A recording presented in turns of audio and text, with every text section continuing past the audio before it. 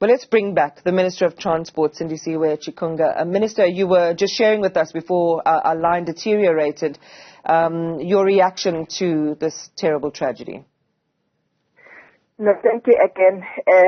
I'm not sure whether my line has improved, but what we are saying as the Department of Transport is that we're extending our heartfelt condolences to the families, the people, the government of Botswana for this tragic accident. Indeed, we appreciate the fact that at least there are bodies that have been retrieved, because it's not easy to work on that scene.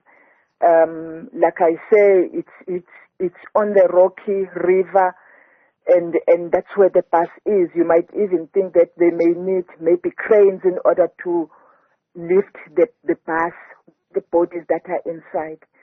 I don't know what they will do because we're no longer there, but we were there in the evening, in fact in the afternoon yesterday.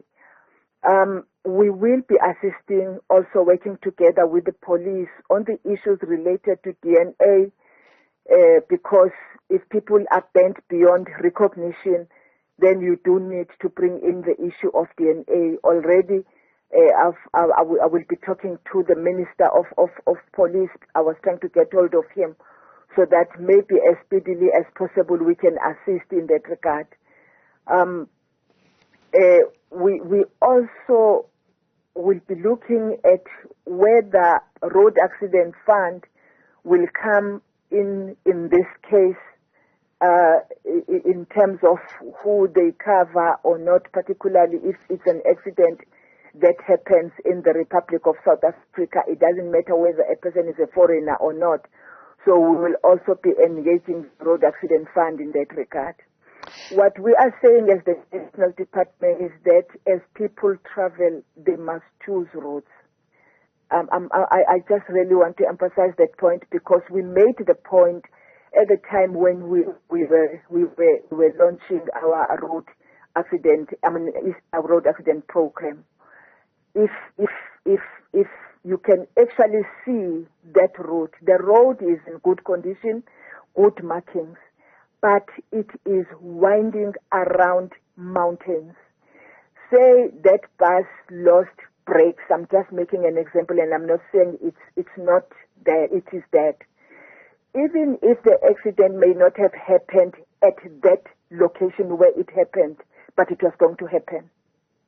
It definitely was going to happen, because it's a steepy road. It's winding with sharp curves, hairpin bends. It's just a road that there should never be any heavy vehicle on it, whether it's a truck or it is a bus. It shouldn't. If you negotiate down that road, driving a bus with a trailer, you are lucky. It may as well be that the trailer also was loaded, I don't know, and therefore was pushing the bus that was negotiating its way down, I don't know. But it's just the route that any heavy vehicle should avoid.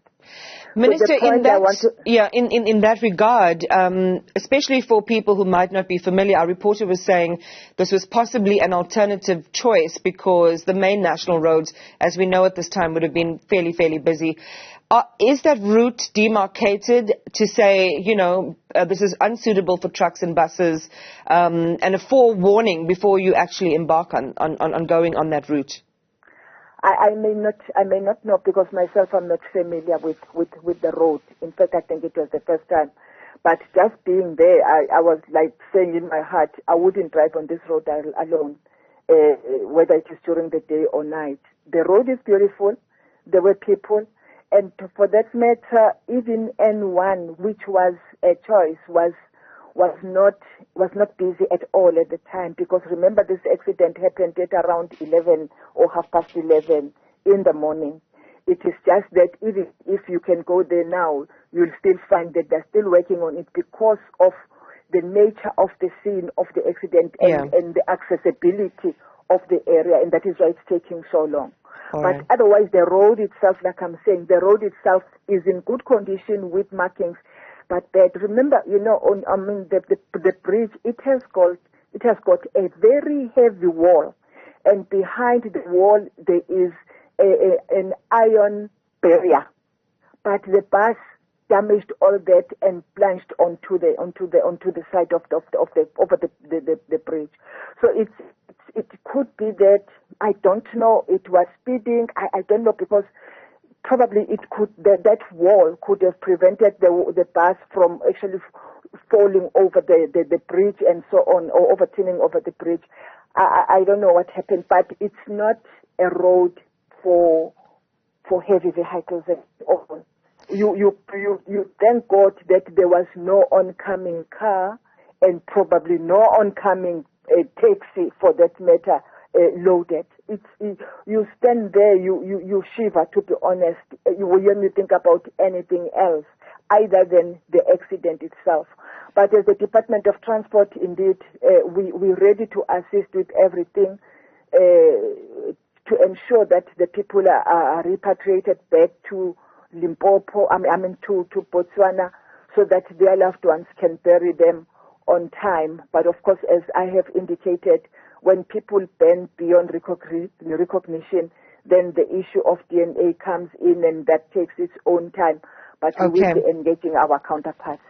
Minister, thank you for talking to us. We appreciate your time this morning. The latest there on that horrific accident that took the lives of 45 people, 12 bodies retrieved, 1 survivor, an 8-year-old.